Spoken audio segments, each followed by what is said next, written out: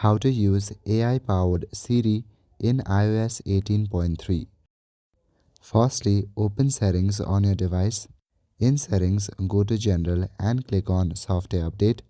Make sure that you have updated your device to iOS 18.3.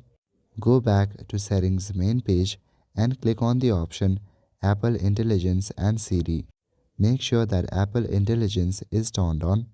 Also, go to the language and select the language that you are comfortable with. Go back to your previous page.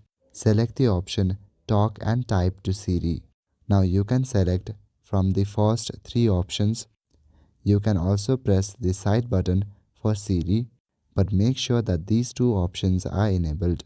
You can also type to Siri by enabling the second option. Now go to the voice feature. You can also select various accents and voices. Some voices may be male or female. Again, go back to your previous page. Scroll down again. You can see the extension called ChatGPT. If you want to know more, tap on About Siri and Privacy above extensions. Now you can also read these articles. That's all for today. Thank you.